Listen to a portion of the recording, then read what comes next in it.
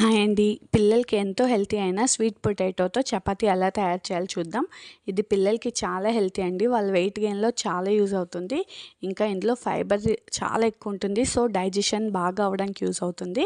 నేను ఇక్కడ ఒక బాయిల్డ్ స్వీట్ పొటాటో తీసుకొని దాన్ని ప్యూరీలా చేసుకున్నాను. తర్వాత అందులో హాఫ్ కప్ గోధుమ పిండి, హాఫ్ కప్ రాగి పిండి వేసుకున్నాను. ఎందుకంటే రాగిలో కూడా కాల్షియం అది చాలా ఉంటుంది. డైలీ ఇవ్వడానికి ట్రై చేయాలి. తర్వాత అందులో పించ్ ఆఫ్ సాల్ట్ వేసుకున్నాను. సో, దీంట్లో వాటర్ అనేది అవసరమే అవ్వదండి. ప్యూరీలోనే చాలా వాటర్ ఉంటుంది కాబట్టి దాంతోటే మొత్తం మిక్స్ అయిపోతుంది. ఒక్క స్వీట్ పొటాటోకి 1 కప్ గోధుమ పిండి, 1 ½ కప్పు సరిపోతుంది. గోధుమ పిండి, రాగి పిండి నేను ఈక్వల్ క్వాంటిటీస్లో తీసుకున్నా. వాటర్ వేయకుండా చక్కగా ఇలాగా శుభ్రంగా కలిపేసుకోవాలి. కొంచెం లాస్ట్లో కొంచెం ఆయిల్ వేసుకొని ఇలాగా బాల్లా చేసుకోవచ్చు. చూడండి చాలా సాఫ్ట్గా ఉంటుంది.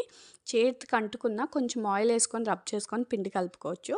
ఒక 15 మినిట్స్ పక్కన పెట్టేశాక ఇలాగ ఈక్వల్ పోర్షన్స్లో తీసుకొని మీ పిల్లలు తినే సైజ్కి తగ్గట్టు తీసుకొని చపాతీస్లో రోల్ చేసి ఒత్తుకోవాలన్నమాట.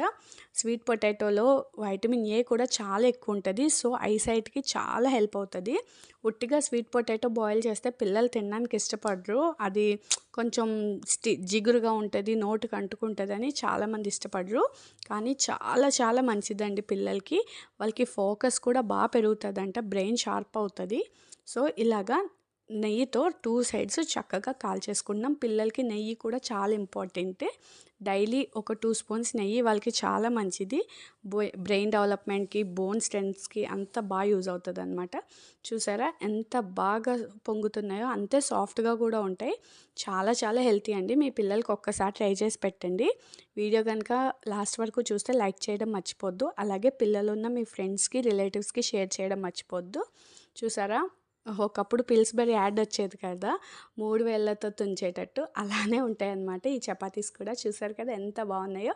మీరైతే తప్పకుండా ఒకసారి ట్రై చేసేసి మన ఛానల్కి సబ్స్క్రైబ్ చేసి లైక్ చేయడం మర్చిపోద్దు. Thank you.